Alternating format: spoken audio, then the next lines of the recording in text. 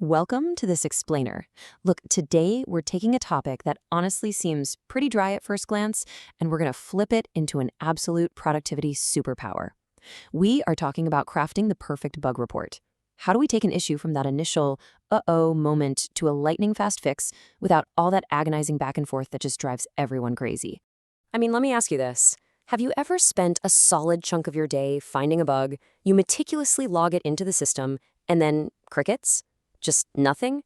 It sits there gathering digital dust in the backlog for weeks.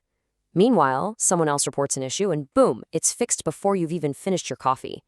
So why the massive gap? Why do some tickets get the VIP treatment while yours just kind of go to die? Well, it honestly boils down to a super simple equation. A clear bug report equals a faster fix. It really is that straightforward. A great report isn't just, administrative busy work. It acts as the ultimate bridge between you discovering the mess and the engineer actually cleaning it up. When you remove the friction of misunderstanding, you literally fast-track the timeline from broken to fixed. So here's our roadmap for today.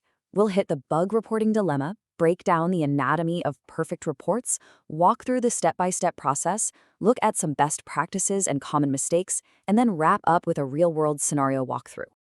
All right, jumping right into section 1, the bug reporting dilemma, or really the true cost of poor communication. Because look, we're not just talking about a minor headache when a bug is badly reported. When communication breaks down between the folks testing and the folks coding, the real-world fallout is huge. Fixes get seriously delayed, leaving your software vulnerable or broken for way too long. Your engineering team gets super frustrated because they're playing a guessing game instead of, actually writing code. And the bottom line, you lose business value. Time is money. A developer spending 3 hours trying to replicate a vaguely described glitch is 3 hours not spent building the new feature that actually drives revenue. Okay, moving on to section 2. Anatomy of perfect reports, dissecting the template. So, I want you to think of your bug report exactly like a detective's case file. To build an absolutely airtight case for your engineers, you need exactly 5 core elements. Miss even one of these and your case gets thrown out, or, in our world, push straight to the bottom of the backlog. We're talking about the title, the severity, the steps to reproduce, expected versus actual behavior, and finally, the evidence. Let's start at the very top, the title. This is absolutely crucial. Your title must be a highly specific, one-line summary. Remember, this is the very first thing a developer sees when they're scanning a massive board of tickets. If your title is App Crashes, well, that's terrible. The developer is just going to groan because it tells them nothing. But App Crashes when adding item to cart on iOS, now that is a great title. It's the hook that gives them the exact context they need in literally 2 seconds. Right, so once you have that killer title, you've got to categorize the impact using 4 severity levels. Critical means the whole system is down, blocks everything. It's an all-hands-on-deck fire drill. High means a major feature is totally busted, and there's no workaround. Medium is when a feature is broken, but hey, a viable workaround exists, so it's not a complete roadblock. And low? That's reserved for your minor cosmetic stuff or simple typos.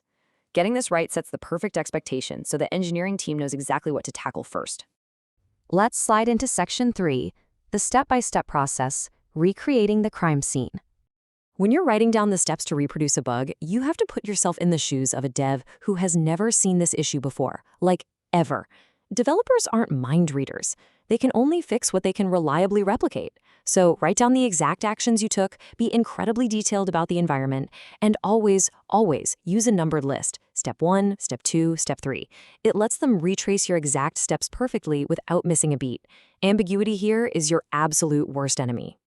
Now, the real heart of your report is this contrast right here. Expectation versus reality. You've got to spell out exactly what should have happened, your expected behavior, versus what actually went wrong. By putting these 2 things side by side, you instantly highlight the core failure for the team. It points out the exact gap between how the software was designed to work and the messy reality of what's happening right now, completely removing any guesswork about why you even opened the ticket. And finally, to close out your case file, bring the receipts. You are the detective gathering evidence. Screenshots, video recordings, system logs, these build a watertight case. I mean, showing a dev a screen recording of the bug happening in real time, that is pure gold. It practically eliminates all that annoying back and forth questioning because it proves beyond a shadow of a doubt that the bug exists and shows exactly what it looks like out in the wild. Which brings us to Section 4, Best Practices and Mistakes, Perfecting Your Craft. Let's look at a bad approach versus a highly professional one. A lazy, vague title with a note that just says, "It doesn't work," and zero evidence. That leaves the developer completely in the dark. It wastes their time and yours. But if you flip that and provide immediate, actionable clarity, a specific title, detailed numbered steps, and attached network logs, boom. You give the engineer exactly what they need to start fixing the problem the second they open the ticket. It's literally the difference between sending someone on a wild goose chase and just handing them the treasure map. Oh, and another huge pitfall, oversimplifying and ignoring those weird edge cases. Actually, you need to lean into the weirdness.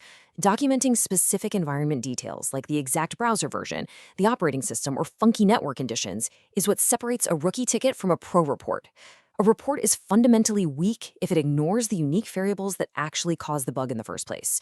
The devil is literally always in the details. Let's wrap this up with Section 5, Real-World Scenario Walkthrough, Putting It into Practice. Imagine this industry-relevant scenario, an e-commerce checkout crash. Notice how the title isn't just checkout broken, it's laser-focused, checkout button unresponsive on iOS Safari. The severity is correctly marked as critical because it stops users from buying, meaning the business is actively bleeding revenue every second it's live. And for evidence, a screen recording showing the dead button with the crash logs attached. When you submit a report this complete, you are virtually guaranteeing a faster fix because the engineer knows exactly where to look, understands how critical it is, and sees exactly what failed. So it really all circles back to this core message.